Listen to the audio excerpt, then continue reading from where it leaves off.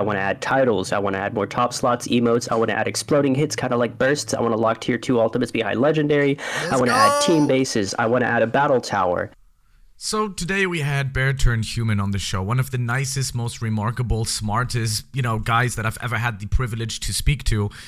We had this interview for 1.5 hours and ended up being in a Discord call for 7.5 hours. I went to bed at 3 a.m., so I'm still like a little dazed from it. Thank you very much to him and his team. He showed me around the game. He had some great plans, some great future ideas for the game, and wanted to share that with you. I hope that we will continue this collaboration. I hope you enjoy the clip. Have fun. I'm gonna start. So 3, 2, 1, and Kapowski. Ladies and gentlemen, finally, we got a long-awaited interview, and he's jumping already. First of all, Bear, how are you? That's the most important question out of all of them. The most important question. I'm doing great, honestly. Today's my day off. I get to work on the game. I get to do this interview.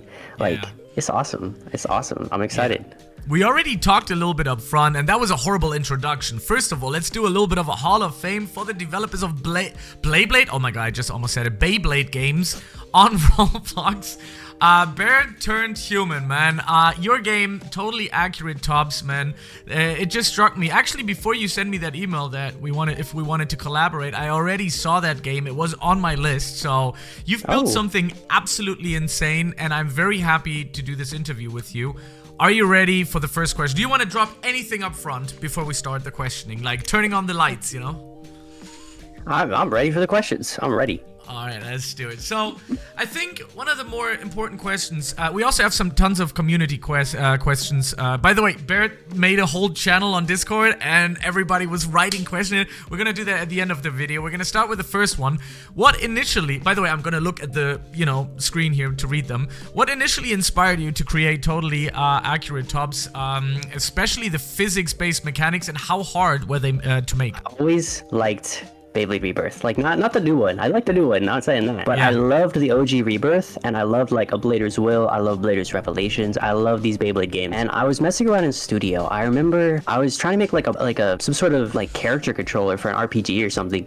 And I just had 2 parts that were moving towards each other. And then they bounced, and I went, now hold on a minute. What if I made them spin? And then they were spinning, and then they were bouncing. And I was like, this is just Beyblade. Wow. So that's how it started. It was literally just me messing around in Studio, and I was like, I could turn that into a game. So I made a prototype for it, and the prototype wasn't too difficult. But over time, there's definitely more complexity added to the game. You had this base idea, you just saw something happening, and you were like, man, this is just like that, and you could technically build upon that, right? It was satisfying to watch, for sure. Like, I was probably in Studio for longer than I should have been just watching it before I actually made anything. That actually perfectly goes into the next question, which is, what were the biggest early challenges that you faced in development, and how did you overcome them and worked on them? Definitely making the game fun was the biggest challenge. Like, giving players a goal and a reason to play. Because, for the first year, the game didn't have a direction or goal. It was just throw your Beyblade and then they battle, which I guess could be a goal. You want to beat the other person, right? But you could level up, and that became a goal. But eventually I realized there doesn't need to be one big goal. It can be a bunch of little optional goals. Like, you want to level up, you want to get a spirit, you want to get specific parts, make a certain type of build, get points, and I don't know, be famous, whatever it is. They'll motivate themselves based on which goals they want to achieve. You just give them the tools to do that. When I first started playing the game, I already noticed, because it's so different, because I play, I was kind of known for the Blader's Rebirth community and stuff like that. So it was a total different playstyle, but your game kind of makes more sense in a way that the physics makes more sense. Like, you don't completely control everything, there's a little part of that. It's just autonomous, it just happens, right? And you're there to watch, in the real world, when you see Beyblade tournaments, when they let it rip with actual physical products, right? You just watch and see how things happen. And I believe that it kind of feels the same way with your game. It kind of gives you the actual original feel to the Beyblades, right? Yeah, there was this one bit, if I may. There was this one. So in the Beyblade anime, the Metal series, I remember there was Jinga told Pegasus to do something, and he didn't listen. And for some reason that stuck with me. And I just in the game, to me, it's they have their own mind. They're autonomous, but you kind of tell them what to do, and sometimes they'll do it. There's a special move in the game called Unforgiving Rage, which locks you into attacking. That's kind of the example. You could tell them to guard. Your hands will even do the clapping, you're telling telling him to guard. He's not gonna guard. He's locked in. Yeah, that makes a lot. That's so cool. And this is why once I got into it, I was like, damn, that's actually such a cool idea. I did have to get into it first because I was just, I don't know, programmed to the other games that I didn't like get it. Like at first I was like, man, how do I start an attack, you know? But then you just realize, man, just build nice and hope for the best and go for it, you know? That's what it felt like. Can I show you something? Yeah, sure. So something that I really like, I think a lot of people do. So obviously my Beyblade's on the floor, right? But if I press F, it follows me. I love that. And if I like walk towards it, it backs away. But this gives it, I feel like it gives a lot of personality. If you actually walk around the map, there's some places like, do you remember the river area? There's logs. If you walk over the log, your Beyblade will run under the, like through the log and come out the other side. Right, yeah. And like, there's certain parts of the map where you can jump up a ledge and it will jump up the ledge.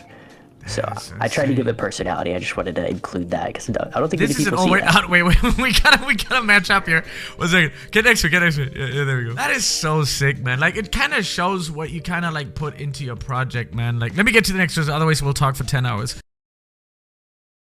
How do you balance accessibility so new players basically can join versus depth, so experienced players stay engaged? Like how do you balance these two massive important things on Roblox? Yeah, I still struggle with accessibility for a game like this, but I tried to make the early game just less grinding and the gap between like the worst and best builds like relatively small. I think that helps a lot. But when you first start the game, you're limited on what builds you can make. It's like extreme attack, defense, or stamina builds. And then hopefully that teaches you type advantage. And then there's like buying parts is random, and that forces players to be more creative because like you only have so much, like use what you have basically.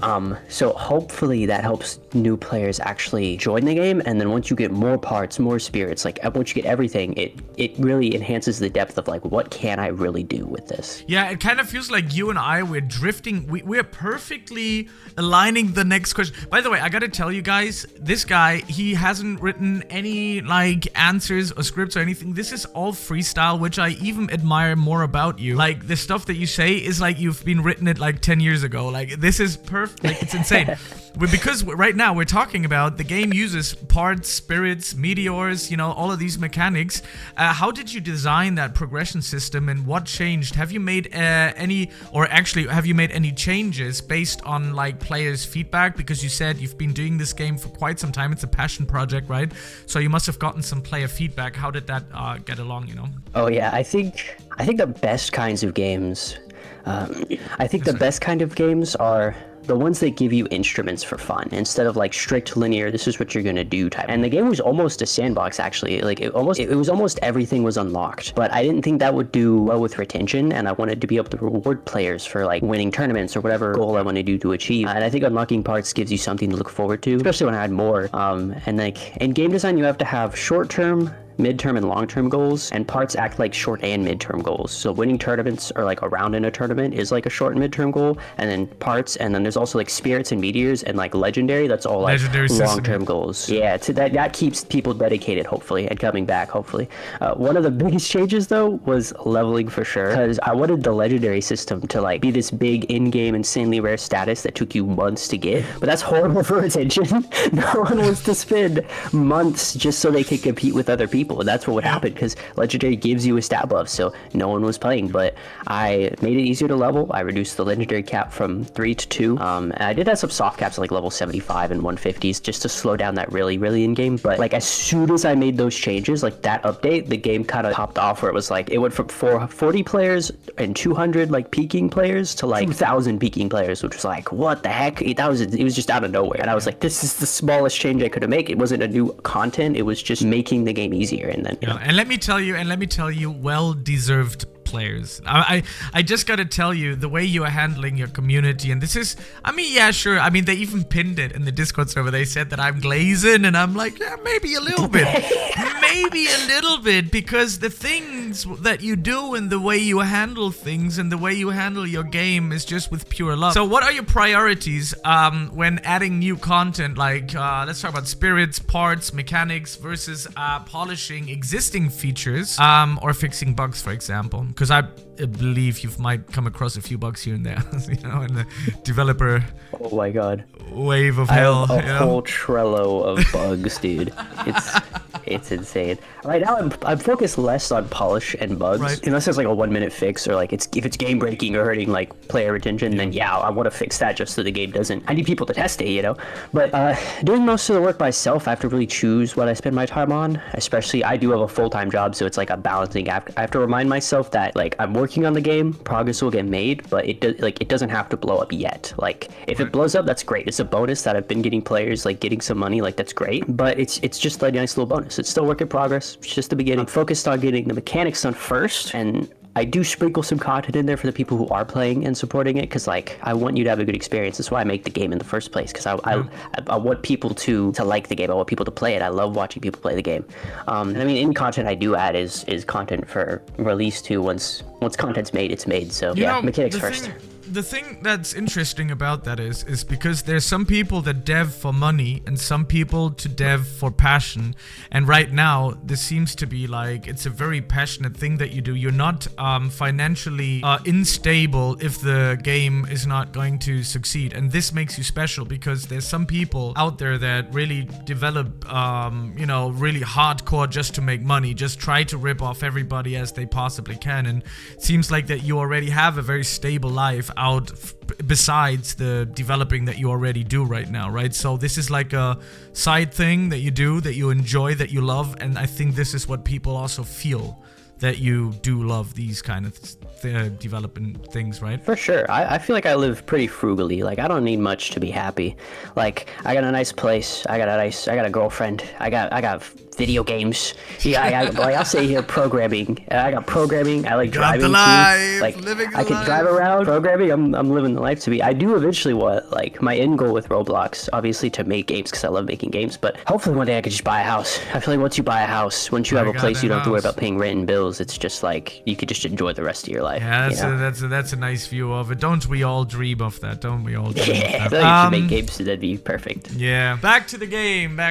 How do you collect and respond to like player feedback? Is there, or are there particular examples where the community input has, let's say, significantly changed a feature or some sort of map or something like that? Oh yeah, I think feedback and playtesting are the most important things when making a game. Right now, my main source of feedback is just like testers, like EA and QA, which is early access, and quality assurance. I have 2 tiers of testers. But usually if players have a strong opinion on feedback or like something wrong with the game, EA or someone from EA or QA will bring that to my attention. They'll be like, hey, this is a problem. Or I do read suggestions and the feedback in the Discord, probably more than I should. Like I said, my time is limited, but I probably spend hours a day lurking through them and responding to people. But the biggest change though, easily, the whole game, like obviously it was inspired by like Rebirth. The whole game, it had this like rock grinding progression, right? Tat is the Beyblade game I wanted, and what Rebirth wasn't to me. There was rocks all over the map, and that was the whole progression system. Was you go from one rock to the next one,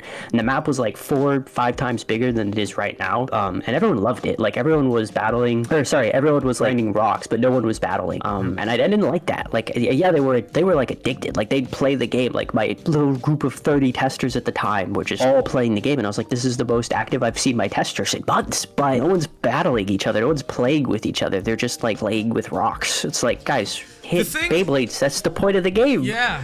The thing with that though is like there was like what they did was they split up the PvP system from the actual grind, right? There was people battling. There was a different map for battling in that, and there was some tournaments and stuff like that. I did host a few. We had them on the channel, and we gave away some prize money and stuff like that. There was some battles going on, but I think that the more just basic Roblox play and what got them to play was just like they had some sort of just a progression system. You hit this rock, you get this, but the other rock might be stronger and you get this for that as well. You make some money, but people also really talked about like that's what they don't like about the game, just hitting rocks. And I remember, like, I feel when I got into your game that you definitely put the emphasis on people battling each other. You definitely want to battle first. And I mean, you got some rocks in your game. I've seen some rocks too, right before we get to the canyon, right? You got some rocks there for the... They are leftovers, actually. I just didn't want to remove the mechanic entirely. Like, those are the basic rocks from the beginning of the game. They still give you the same XP from the old leveling system.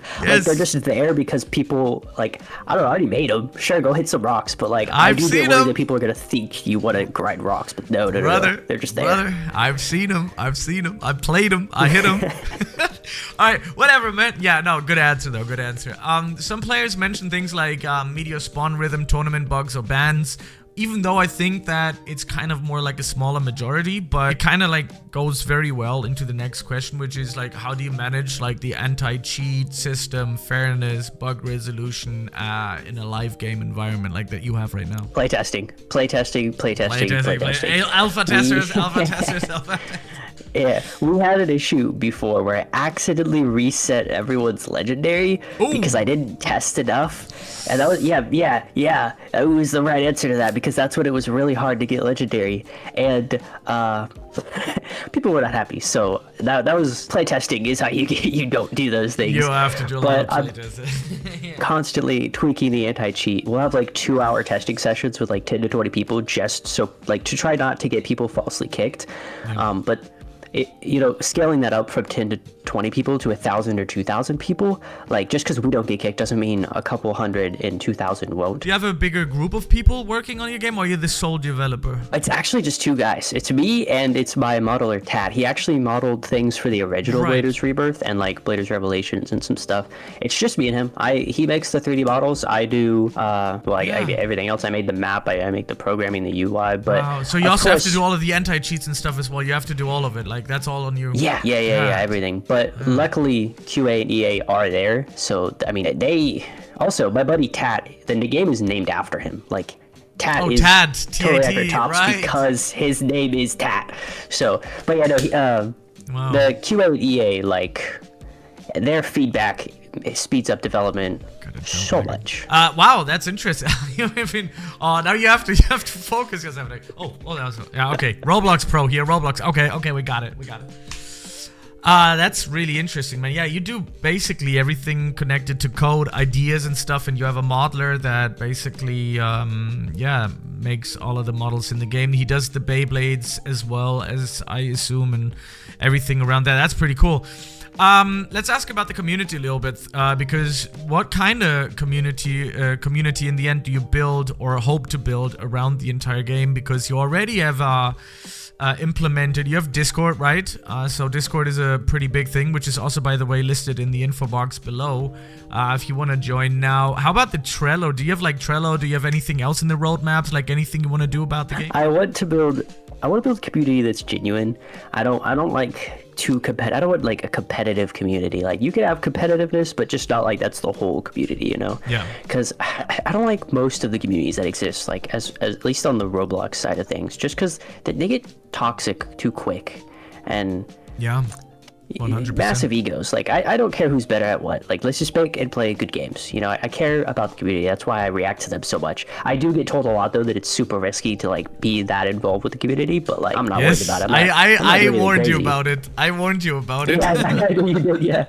I mean, I have plans for like official tournaments and community events. Like the Discord heavily influences that. Like if I see a question over and over again, I'm gonna add that, or like telling people with the Discord like, hey, we're gonna have a tournament. Like you guys could join, and that sense of community is just like I'm super excited to just like play the game with the community. Like I play the game sometimes just because like I enjoy playing the game and seeing people play the game and just like play the game with the community. But I do have a Trello. I have 2 Trellos. I have a public Trello and I have a private Trello. The public Trello is things that like aren't easy to figure out. Like I didn't know that. Like things that I don't think I could easily explain in game, like at least with my current level of like, not as a programmer, but just as a game designer or like UI and UX. But things like meteors, like the public Trello explains all of how the meteors work, like in depth, so you can get them if you really want to like focus on them, like how often they spawn, when can they spawn. But I also have a private Trello, which is how I track like bugs and the whole game's development. Oh right, wow. Like if someone has a good idea, I'll just throw it like in there, and then even if I have to put it at the bottom, I'll eventually get to it. But interesting. I didn't know. I didn't know that you had a Trello. I remember that one of your mods was talking in the Discord, and I'm like, yeah, you know everything. You should do a Trello. Like you know it all. And they didn't even say that you had one. I didn't know. Is it that public? Like, does everybody know it? Am I missing out on things here? What's going on? It's in the links channel, but it's not a traditional Trello. It only has. It doesn't have like parts. It doesn't have spirits. It only has Like if you, in the hashtag links page in the Discord, there's 2 links to a Trello. There's the official one and there's the unofficial one by one of my QA testers, which I don't confirm the information on there. I don't even look at it, if I be completely honest with you. No offense, sorry, Showcake. But he has like the spirits, the NPCs, the buildings, traditional Trello stuff. My Trello is just like a frequently asked questions, some obscure gameplay mechanics like meteors and like keybinds and stuff. But it's not supposed to be just like here's everything in the game, because I would preferably like you to be able to get that in the game. It's just for things that you can't easily get in the game. So on the physics side, what engine, well, probably self-made stuff, or techniques did you use to make like the top spinning, collisions and stuff like that feel satisfying? Because in the beginning of the interview you were saying like you had like this, you tested out on something and it just like worked and you're like, that's kind of satisfying, that's kind of nice. So how did you work on that? Like how did you continue progressing on that physics side? I'd say it's probably 80% Roblox's physics, and the other 20% is me like trying to fix Roblox's physics. The beauty of making a game about Beyblades is that Beyblades are already like satisfying. I mean, the movement is not the same as real Beyblades because I wanted it to feel like they have a mind. But I think Beyblade X is the most engaging one. But I'll forever love the Metal series, so that's why the game's kind of Metal series. Like I guess the biggest part of making something satisfying is feedback, right? If you're attacking a boss during an RPG, you want those juicy effects. You want your inputs to feel responsive. You don't have many inputs in this game, and while you have like animations and sounds, like that instant response at low latency helps with player input, but the real sauce is the autonomous battles. You know, all the physics is on the server, so that makes the tops play nice. There's no latency between the tops. Okay, so this is very, I mean, yeah, it's very technical, and I just realized that I have absolutely no idea what you're talking about. It just cracked into my mind. Can you give it a rundown for somebody like me that, I mean, I've been into RobloxStudio and I do understand, you know, a few parts of it, because just before you were talking about, when you were talking about physics, that there's a lot of maths involved. That's what you said. But I mean, it makes sense, obviously, when you say it, but can you give me like a little bit of a basic, something from my mind to understand it? Like when you talk about maths and physics and implementing it into a game, like the comparison to that for me, just because I'm stupid. I don't, you know, I play him. That's it. It has to work. For sure. Well, it all starts with a state machine, which the tops have their own state machine, which basically means you're in a state like attacking, guarding, sleeping, freaking dying. Right. Yeah. So when you're in a state, something happens. Obviously, I had to learn a lot of math. Some of the math I don't understand. It was just kind of trial and error. But some of the math that I can explain is all I have to do is apply for the basic bits. I give the Beyblades their own velocity, which is just a speed in a direction. And then I basically just threw in more factors that influenced that velocity. I added like tangential curves, like forces based on those, which is basically just spinny circle. It's why things spin. Like not why things spin, but why things move along a curved pattern. It's why they curve, basically. So sick. Okay, so I'm getting so, like, sometimes, I don't know, I people like you, for me personally, you guys are like the big, like, I don't know, the gods of the game. Like, that's what you are for me, you know? So I always, like, when I listen to it, like, I'm like, okay, I get maybe 5% of it, but I'm enjoying listening to it. And maybe there's somebody out there that enjoys and knows about what you're talking about. I can't really say, because I don't know, I'm not there, but it's very, very interesting. Anyways, we gotta get back to the questioning, otherwise we're here tomorrow still. So, in multiplayer, battle tournament modes, how did you handle, well, that's a good point, because I think you were talking about latency and synchronization before, so how did you handle that and fairness across like devices? I don't know, is it cross-platform? Does it do on mobile and stuff? I haven't tried it. Yeah, it did? It's nothing. I mean, you only have so many actions you could take in the game. Like I said that a little bit earlier, there's like guarding, attacking, repositioning. So translating that into other platforms is fairly easy, because, you know, controller, you just need that many buttons as that many inputs, and, you know, mobile, I just threw on some buttons on the screen. What I struggle with the most, because I don't want to make different UI for different platforms, so it's all kind of mobile UI in a way. So it's just, that's probably the biggest struggle with cross-platform, is making the UI look good on everything, or at least decent on everything. Yeah, sorry, that's what I thought, because you know, on mobile devices everything is smaller, and when you move it, it moves again because the screens are different, because at home we're not gonna take our screen and like shift it and stuff like that, so they do have to look different. So yeah, it makes sense that when you say that they are different on mobile devices. Now, how do you approach the user interface, like onboarding for new players who maybe probably like unfamiliar with like the battling system and top battling and, you know, Roblox stuff like that? Like, I really struggle with onboarding for this game.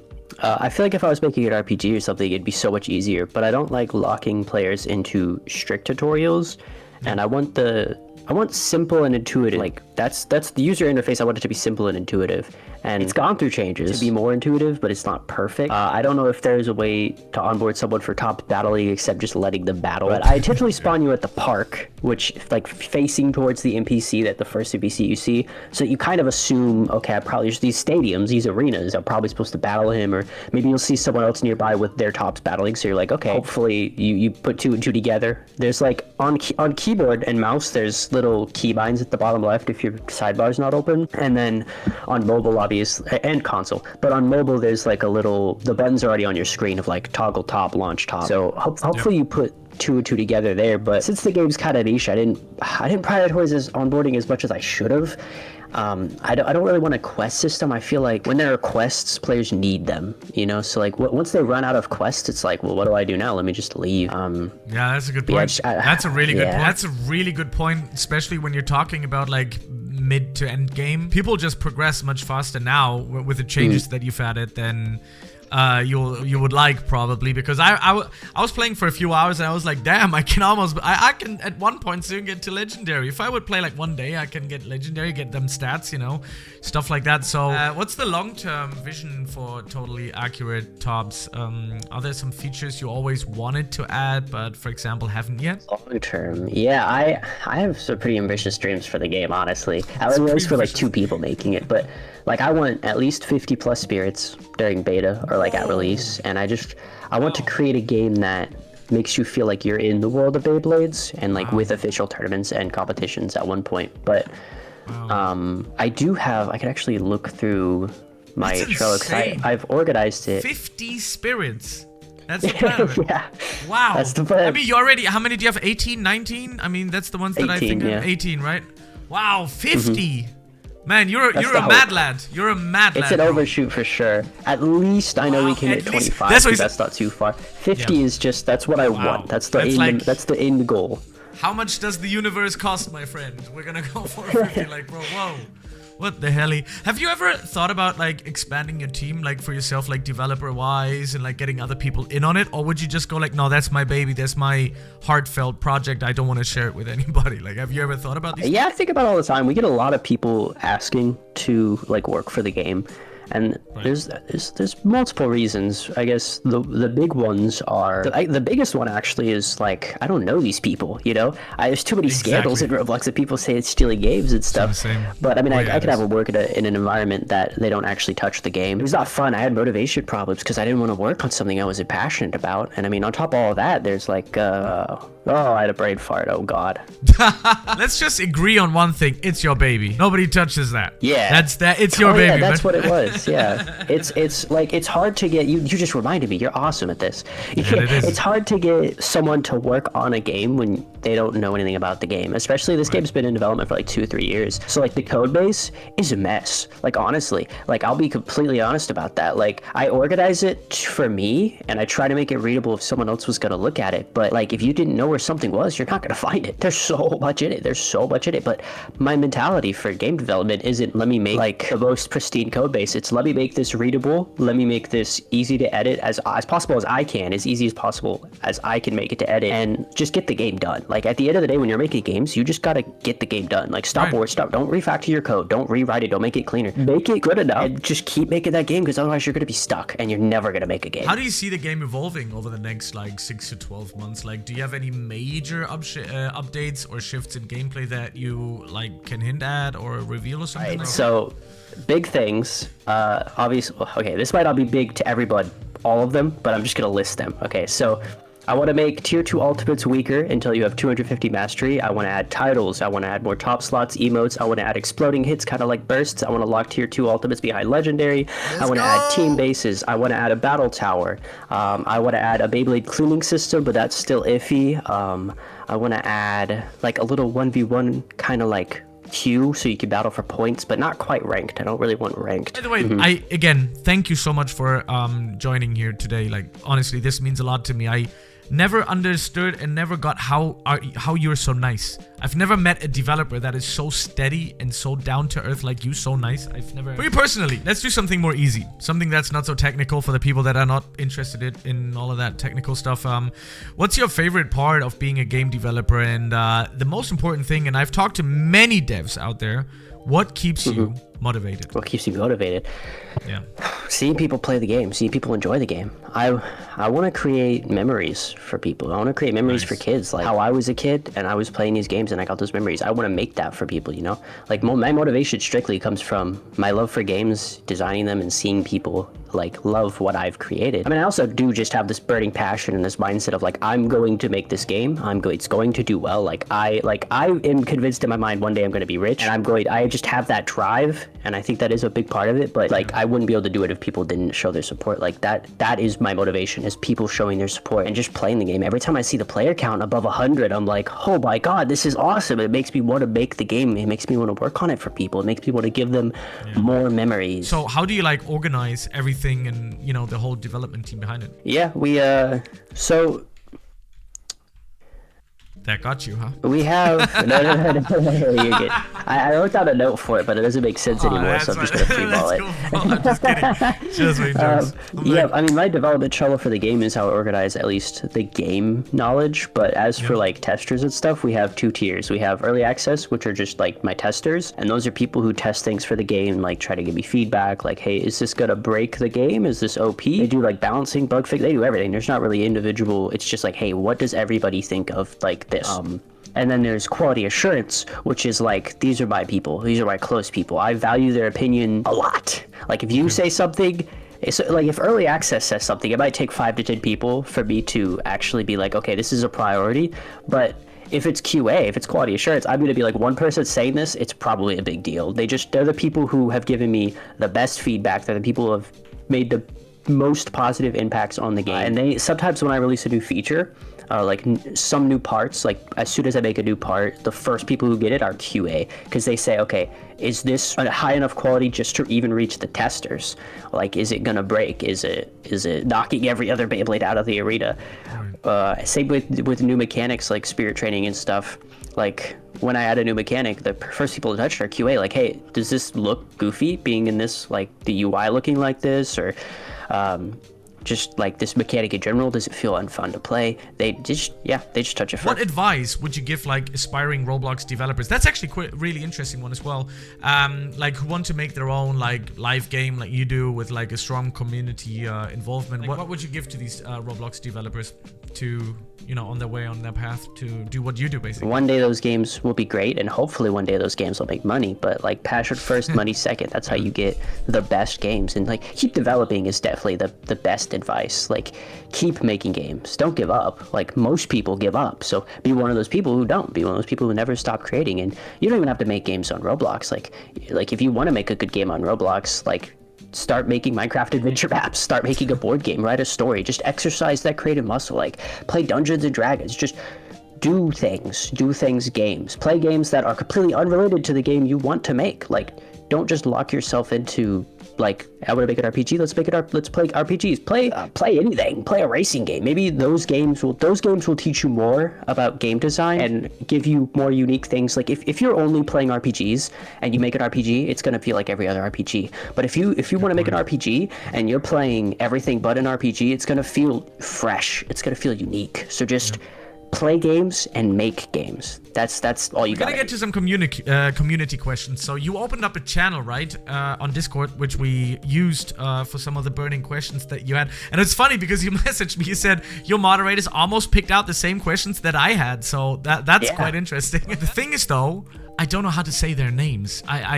Some of them I probably butchered. So I wrote them down. I sent them to you, the names and stuff. So I don't know. But some of them are easier. Some of them are not. So the first question is by, okay, so Shui, it might be Chinese, Shui Shan, I would say. But it might be Shui Zan, I don't know.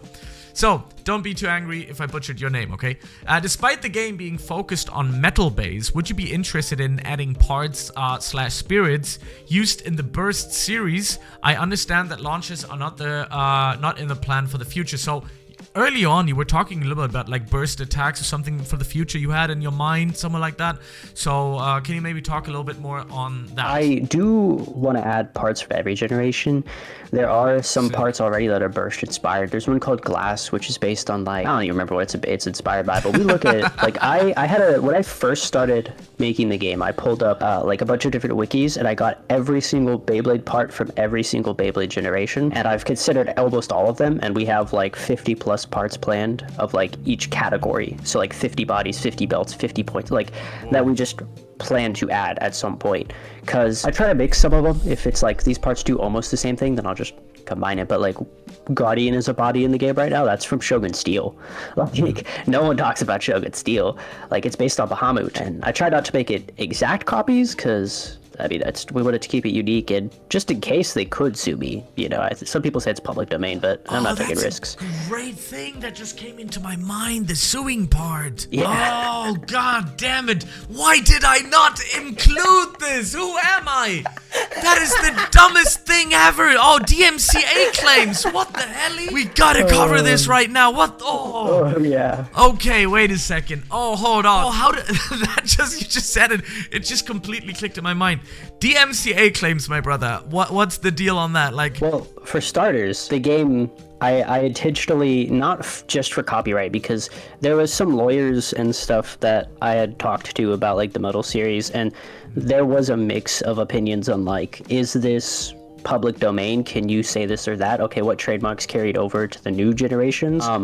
Like, for example, the game doesn't say let it rip anywhere because that's trademarked, and I don't want to get sued for saying let it rip. So it'll say, like, let them have it. Like little things like that. But I'm not worried about EMCA just because of how unique everything is. If something gets too close, like if there's a part that's just too close and they don't like it, or something, like I'm totally, I'll change it in a heartbeat. Like I don't mind. Like I'm just making it because like there's nothing like it. Like the Beyblade X game that's on there, I love that game. I think it's great. Some of my testers don't like it, but I'm like, this is so fun. The only thing is, it's different. Like it's close to real Beyblade X, and I wasn't going for purely realism. I was going for a mix between anime and real life. So I think our games can coexist really well because it's two completely different games. And I love both of them. You know, the thing is, what I noticed, it kind of bounces off of each other. I remember when Bladers Rebirth had their biggest rise with like 10k players and stuff. By the way, which I think your game can definitely easily crack as well. I'm gonna ask you the next question. Entai wants to know, what will be the future roles that the teams have? Kinda. It's mostly just cosmetic. I think when he says roles, he could mean either like literal roles in the team, or roles like what are teams gonna be. I can answer both. Because like I want to at least make a sort of like supervisor that can invite other people to your team. I'm not too worried about it just because there is a team limit. Like I think you'd only have like 50 people in your team. But official tournaments, when I host my own tournaments, you have to be in the same team. And then there's going to be like a team-based leaderboard based on that. I've thought about adding a teams leaderboard in the game for points. I'm just not completely set on it for like a million different reasons. But yeah. But can I tell you one thing? I mean, come on, you gotta help a brother out here. $1,000 this nowadays, brother. Who has 1,000? Who is the 1,000? Everybody being a leader. What the hell, bro? Who's gonna have 1,000 just like laying around here? Like, what the?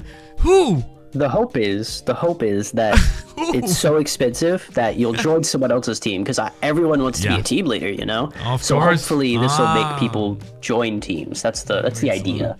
Also, it's funny you said that. I have $1,082 right now in you have 1,000. You have 1K. You can make a team. Yeah, I can make a team. Yeah, I'm in a team. Look above my head. Wait, you are in the Wild Fang. Is it yours, or are you just a member? No. It's one of my testers' teams. I didn't want to be the main character, so he's the main character. What bay does the owner and developer rock? What kind of bay do you rock? Well, I switch all the time. Right now I'm using Sparking Phoenix. The main reason is actually you're gonna have to cut this walk out, but I'm gonna walk over here and I'm gonna show you something. Okay, so there's a bunch of little details in the game. I love the wall graffiti. I have metal pin on, and if you look, it's sparking in the metal stadium. Yep. That's why I use this build. It's called Sparking and it sparks. That's it.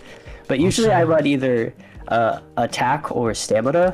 I like defense is my favorite, but it's just sitting in the middle and people hate fighting them. But I love watching attack types hit defense types, so going attack and defense is great. And I just love stamina types. The next question we have is from Lyron or something like that. Lyron, sorry if I butchered the name. Will clan wars be a thing? We just talked about it a little bit about the team situation. Do you think that will ever happen? Because you said you didn't want too much of like competitive stuff going on, right? I've played with the idea of like, so I'm gonna add team bases, which is what I talked about, and I'm really debating. There's a game I played called Fistborn. I played it with my friend like once, and he showed me you could raid other like bases, and I was like, hold on a minute, they might be onto something. So I might add no promises, but I might add like team raiding, so you can like go in and you have to battle their people, and then you could like take over that location. Plan on making something like a rework of the map, or like make it bigger perhaps? That still comes from Dragon, by the way. It's the second question I put in. Yes.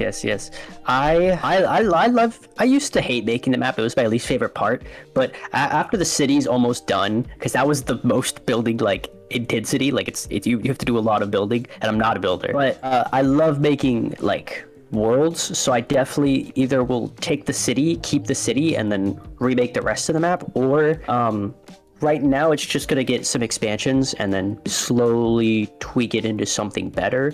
But I do plan to have massive overhauls, and I do want the map to be a decent size, especially with how like many meteors coming up. I'm gonna make it to where multiple meteors spawn at once to try to like give you better odds of getting one. And if they all spawn in the same spot, that's kind of gonna defeat the purpose. So I want a big map to spread it out the spawn location. It feels like to me that this game hasn't even peaked. Like this is like the beginning of something that will peak, and we are already at 1,000. I don't know how many plays now, like 1,200, 1,300, something like that.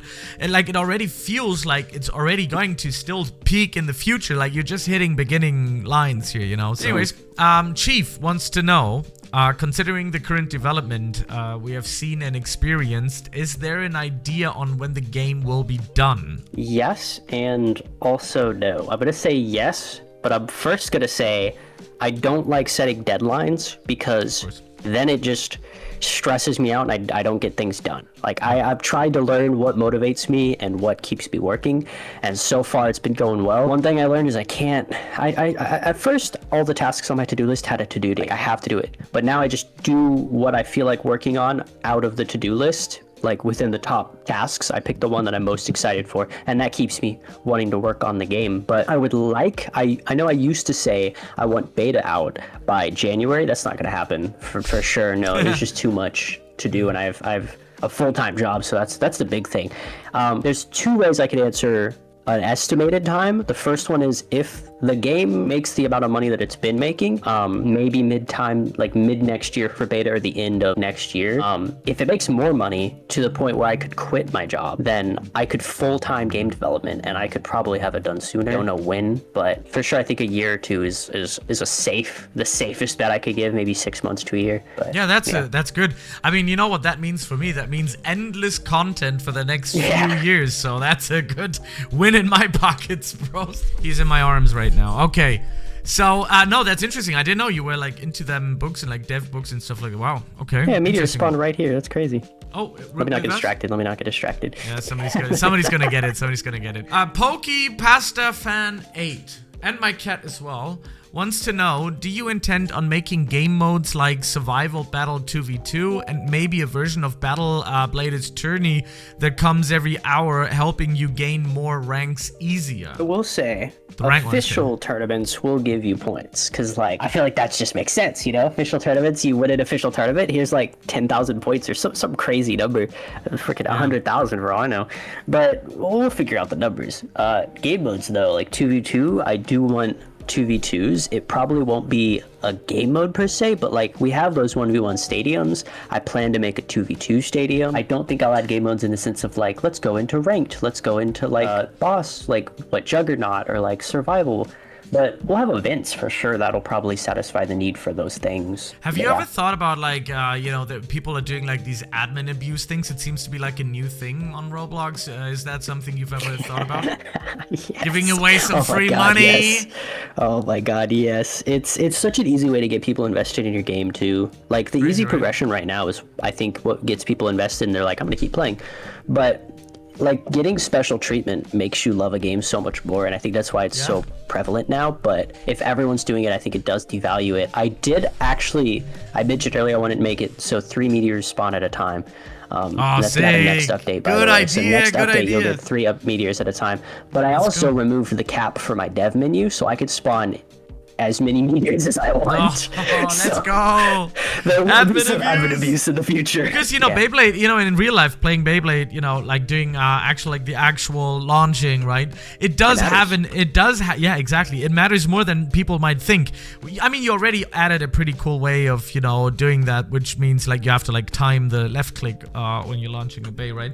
But it does matters. And if I would do a 180 spin and do a launch instead of like doing a backflip, I mean, there is a difference to it. My cat is being very affectionate right now. 1 second. He keeps jumping on my legs.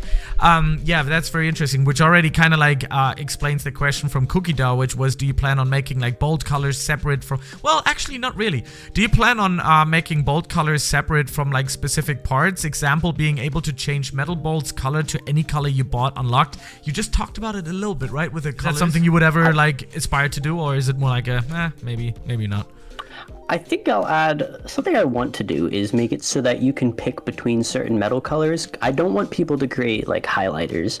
I want it to seem like maybe you could pick between like a gray metal, a more bronze metal, a more like gold, and maybe you can unlock different tiers, and then also like rubber pieces with rubber. Maybe it's like a blue rubber or a red rubber. I don't think I'd make everything completely any color you want though. Let's do some chrome. I want to have a chrome. Oh yeah, that'd be cool. Yeah, I love chrome colors. Ever since Need for Speed Underground 2, if you remember that. Last question, ladies and gents, which is like, my cat is being bite. Like you said, you had a cat, right? They bite. They love bite. Yes. Oh my god. Yeah. They love bite, and he's so happy to be here. And he's in the video. He's happy, but he keeps biting me.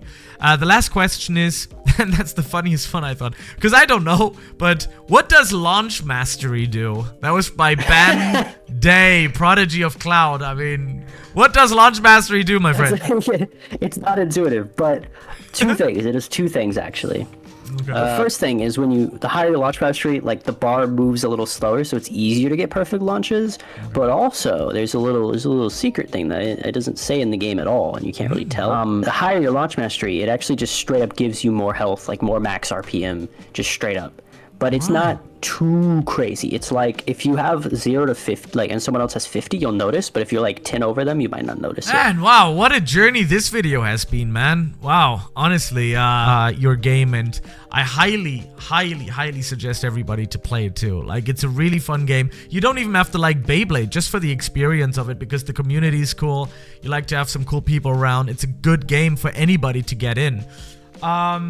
Yeah, Bear, thank you so much for being here. Is there anything else that we've forgotten that you would like to touch up on, like some sort of a question, or something you would like to explain? I think one thing I did think about. What was it? So I have, it's related to balancing, because I don't just rely on feedback. I do have actual statistics. I have, I use Roblox's like analytics service, which basically just means I can track stuff. So like I could see what the most used parts are. I could see what the most winning parts are. I could see what parts are winning the most matches and what parts are winning the most tournaments. I could see when you're getting meteors. I can see what spirits are winning. I could see a bunch. Like I could see there's tons of data that I use to influence parts, though of course if a part wins the most, that doesn't mean it's the best. It just means more people are using it. So they definitely catch my eye, and I go, should I test it, and then I go, should this need a change? I had this idea like for the future videos, like if you want to do some dev talks like once every few weeks or months or something like that, if you're down for that, like telling me what you'd like do new.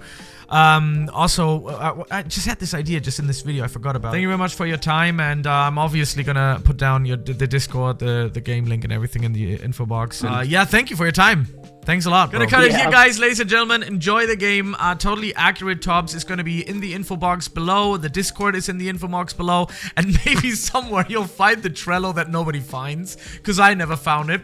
I'm gonna just put everything down there. Anyways, thanks for the interview. Love the game. Love the community. I'll see you around, guys. Bye.